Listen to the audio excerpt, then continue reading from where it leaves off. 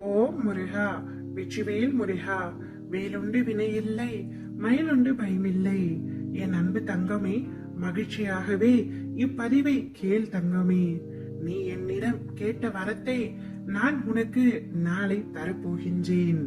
நீ என்னிடம் கையேந்தி கேட்டு விட்டாய் அல்லவா, பின்பு எப்படி நான் உனக்கு தராமல் இருப்பேன்? நல்லவர்களிடத்தில் மட்டுமே என்னுடைய சோதனை அவர்களுக்கு புலப்படும். இது நாள் வரை பல சோதனைகளை நீ அனுபவித்து விட்டாய்.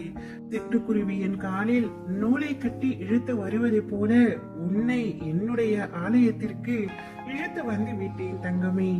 நான் நினைத்ததால் மட்டுமே நீ என்னை வழிபட தொடங்கினாய். இன்றோடு உன்னுடைய தேடல் நேரம் அனைத்தும் முடிவடைந்தது.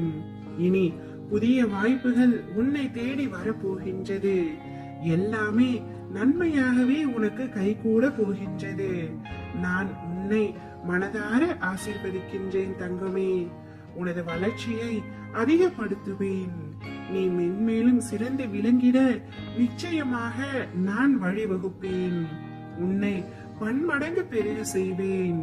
உன்னை சூழ்ச்சியால் வீழ்த்தியவர்கள், துரோகம் செய்தவர்கள் முன் அவர்களே உன் வளர்ச்சியை கண்டு அதிசயிக்கும் வகையில் உன்னை மென்மேலும் மேன்மைப்படுத்துவேன்.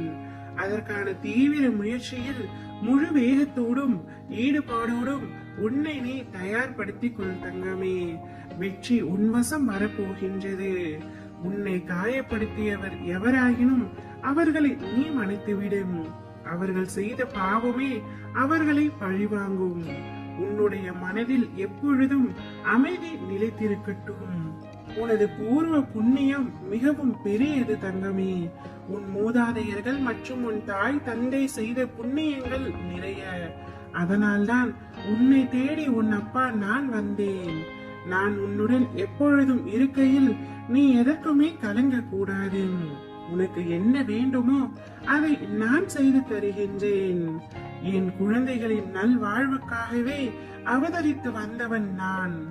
நீயோ நான் தேடி கண்டுபிடித்த புதையல்.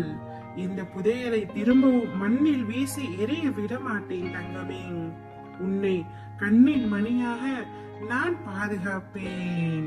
எத்தனை சோதனை, எத்தனை வேதனை, எத்தனை துயரங்கள், இதிலிருந்து நீ மீண்டு வந்திருக்கின்றாய். உன்னை அவ்வளவு எளிதில் கைவிடுவேனா? இனி நடக்க போவதை பார்த்து வியக்க போகின்றாய். நீ சற்றும் எதிர்பார்க்காத வரத்தை நான் உன் கையில் தரப்போகின்றேன். தைரியமாக இரு தங்கமே, நீ ஜெயிக்க போகின்றாய். என்ன நடக்கும் என்ற கவலை உனக்கு வேண்டாம். தெளிந்த மனதோடு இரு.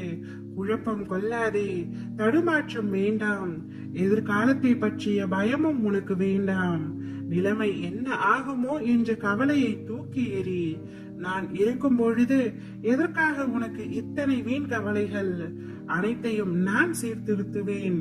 நான் உனது இல்லத்திற்கு வந்து குடிபுகுந்து கம்பீரமாக அமர்ந்திருக்கின்றேன். இனி நடக்கவிருக்கும் அற்புதங்களை கண்டு நீ வியக்க போகின்றாய். ஓம் முருகா, வெற்றிவேல் முருகா.